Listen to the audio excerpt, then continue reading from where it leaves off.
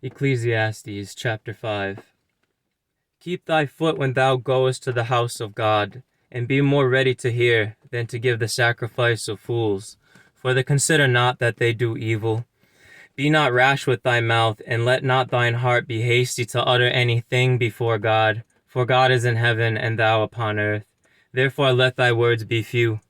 For a dream cometh through the multitude of business, and a fool's voice is known by multitude of words.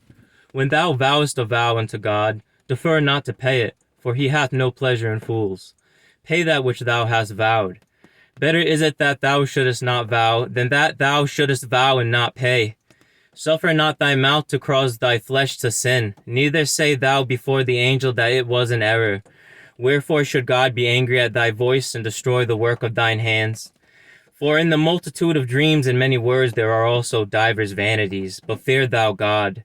If thou seest the oppression of the poor, and violent perverting of judgment and justice in a province, marvel not at the matter. For he that is higher than the highest regardeth, and there be higher than they. Moreover, the profit of the earth is for all.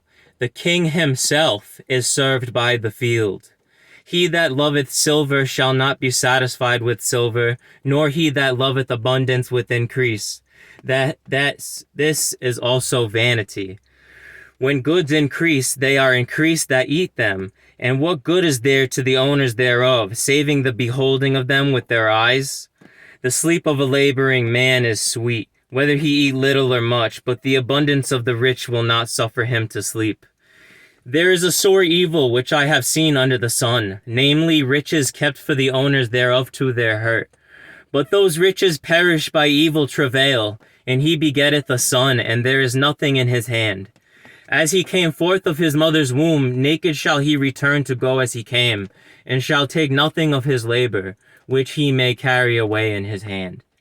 And this also is a sore evil, that in all points as he came, so shall he go. And what profit hath he that hath labored for the wind? All his days also he eateth in darkness, and he hath much sorrow and wrath with his sickness. Behold that which I have seen, it is good and comely for one to eat and to drink, and to enjoy the good of all his labor that he taketh under the sun all the days of his life, which God giveth him, for it is his portion. Every man also to whom God hath given riches and wealth, and hath given him power to eat thereof, and to take his portion, and to rejoice in his labor, this is the gift of God. For he shall not much remember the days of his life, because God answereth him in the joy of his heart.